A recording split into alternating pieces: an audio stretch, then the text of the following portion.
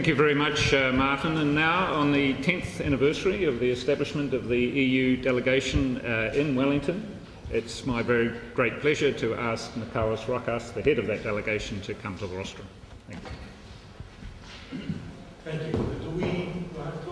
Yes. Oh. And the camera. Yes, all right. Thank you. And many thanks to Honourable Paul Goldsmith for arranging this magnificent hall to celebrate Europe Day. It's a different model. It's not the traditional receptions that we do. We thought that this time is a good opportunity to have a more interactive session to talk about Europe.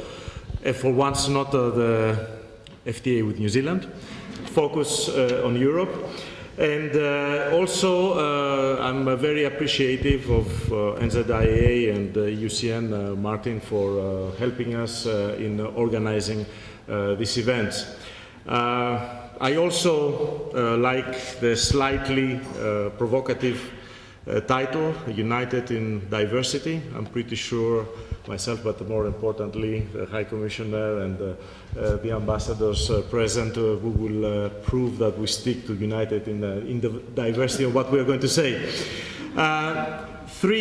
Perhaps three thoughts to share with you in 5 minutes. First of all, a reminder that the EU, because we have heard so much criticism about what is happening in the backdrop and how the financial crisis was handled and how perhaps Ukraine or the Arab Spring was handled.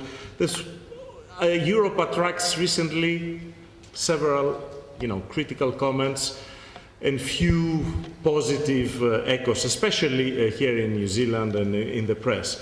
But we should never forget that the EU is still a project under construction. It's being involved, it is being purposely shaped, we learn from the mistakes and we shape a common future.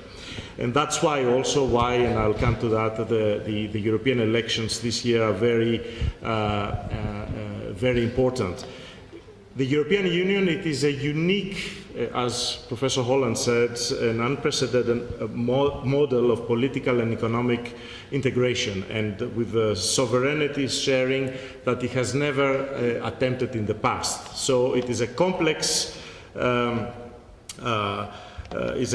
construction, but we should not forget why it all started.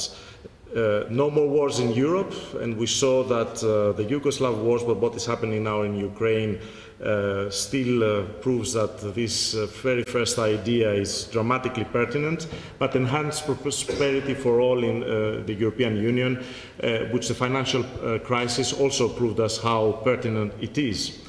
Then a myth. I would say that I always get the impression that the press likes to focus on obscure, opaque, maybe inept bureaucracy that governs Europe somehow. And I think it is not true. There is a very, the founders of the European Union, they have built a very democratic, I would say, model. Maybe complex, but it is extremely democratic, because at the end of the day, all the decisions are taken by the governments of the member states and the European Parliament, that it has become through the successive the successive treaties, it has become a co-legislator. And then, coming to the last point, the importance of the European Parliament elections. It is huge, as it has turned out to be.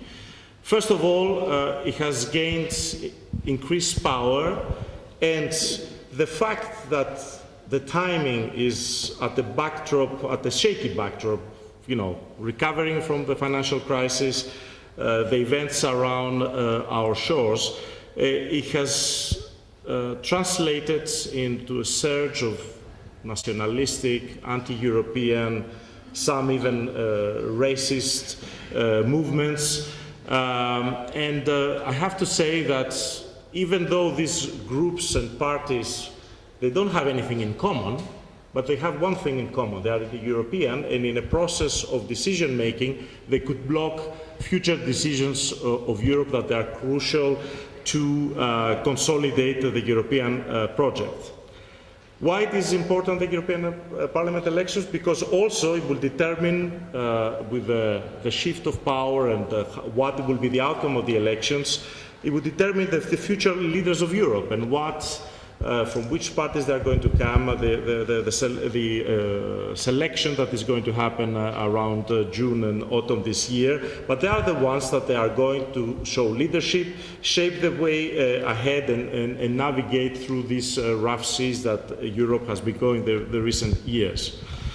And thirdly, and I think that's the most important, is that with these democratic elections in all 28 member states, there is an attempt to reconnect Europe with its citizens. It's an attempt to re-engage them in the European project, and it is also about, what Europe it is and the very start, why we are there, and why still, despite all the successive problems that we had, always it seemed that the solution and the way ahead was not less Europe, it was not to disintegrate Europe, but it was more.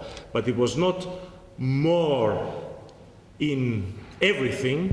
It is with a motto, if I would allow to paraphrase a little bit the way of thinking at this moment, do less, but do it better, do it perfectly well. With these few thoughts, I would like to pass on the floor to Peter.